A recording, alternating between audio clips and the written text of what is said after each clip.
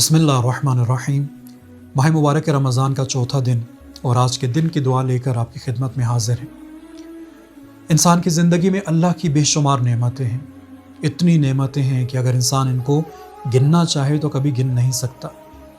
और वो करीम खालिक ख़ुद इंसान को चैलेंज करता है, व इन तउद्दू निअमतल्लाहि ला तुहसूहा।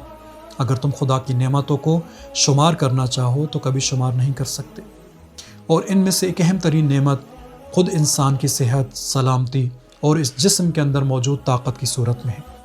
और रिवायत के अंदर है कि कुछ नेमतें इंसान की ज़िंदगी में ऐसी हैं कि इंसान उनकी कदर और कीमत को उस वक्त बखूबी पहचानता है, समझने लगता है जब वो नेमतें उससे छिन जाती हैं। जब वो उन नेमतों से महरूम होता है तो फिर उसको मालूम होता है कि ये नेमत कितनी कीमती थी। और उन नेमतों में से एक नेमत ख़ुद इंसान की सेहत और इंसान के जिस्म की ताकत है। लेकिन आपको मुख्तलिफ़ किस्म के इंसान मिलेंगे। कुछ इंसान ऐसे हैं कि जो इस जिस्म के अंदर ताकत चाहते हैं ताकि दूसरों पर जुल्म कर सकें। कुछ इस जिस्म के अंदर ताकत चाहते हैं ताकि दूसरों के ऊपर तकब्बुर कर सकें। कुछ जिस्म के अंदर ताकत चाहते हैं ताकि दूसरों का हक छीन सकें। लेकिन इस जिस्म के अंदर सेहत, सलामती और ये ताकत क्यों ज़रूरी है? वो करीम खालिक कि जिसने ये जिस्म अता किया, जिसने इस जिस्म के अंदर सेहत और ताकत अता की, वो इस ताकत से क्या चाहता है? और यही वो चीज़ है कि जो आज की दुआ में मासूम मुझे और आपको सिखाना चाहते हैं। सबसे पहली चीज़ कि जो आज हम खुदा की बारगाह से मांग रहे हैं वो ये है कि अल्लाहुम्मा कव्विनी फ़ीही इला इक़ामत अम्रिका। परवरदिगार, मेरे जिस्म में ताकत अता फ़रमा, मेरे जिस्म को तक़वियत अता फ़रमा ताकि मैं तेरे अम्र को बजा ला सकूँ, तेरे हुक्म की तामील कर सकूँ। कितना खूबसूरत जुमला है कि जिसके ज़रिए से इंसान को समझाया जा रहा है कि तुम्हारे जिस्म के अंदर ताकत का होना ज़रूरी है। लेकिन ये ताकत क्यों होनी चाहिए? हमारे लिए ये ताकत इसलिए ज़रूरी है ताकि हम खुदा के अम्र को बजा ला सकें। दुआ कुमैल का ये जुमला हम सब ने बाकसरत सुन रखा है कि जिसमें मौला अमीर कायनात अली इब्न अबी तालिब इरशाद फरमाते हैं कि अल्लाहुम्मा क़व्वि अला खिदमतिका जवारिही।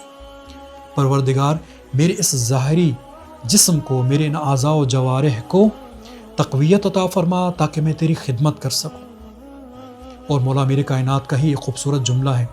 मौला फरमाते हैं कि जब तुम्हारे जिस्म को ताकत नसीब हो जाए, जब अल्लाह तुम्हारे जिस्म में क़ुव्वत अता कर दे, तो इस क़ुव्वत को खुदा की इताअत के लिए इस्तेमाल करो। और अगर तुम्हारा जिस्म ज़ईफ़ हो जाए, नातवान हो जाए, तो उस नातवानी की हालत में खुदा की मासियत से ख़ुद को बचाने की कोशिश करो। तो सबसे पहली चीज़ जो आज हम खुदा से मांग रहे हैं कि खुदाए मेरे जिस्म को ताकतवर बना दे ताकि मैं तेरी इताअत कर सकूँ। दूसरी चीज़ जो हम खुदा की बारगाह से मांग रहे हैं वो ऐसा जायका है कि जिसकी हलावत और शीरीनी और मिठास को महसूस करने की ज़रूरत है। इंसान को खुदा ने एक नेमत दी है कि वो मुख्तलिफ़ किस्म के जायकों को महसूस कर सकता है। कुछ जायके मीठे होते हैं, कुछ जायके कड़वे होते हैं। लेकिन आज हम खुदा की बारगाह से एक ऐसे मीठे जायके को मांग रहे हैं कि खुदाया तू मुझे ये जायका अता फरमा। वो किस चीज़ का जायका है? मासूम फरमाते हैं कि आज खुदा की बारगाह से मांगो, वरज़ुक़नी फ़ीही हलावत ज़िक्रिका।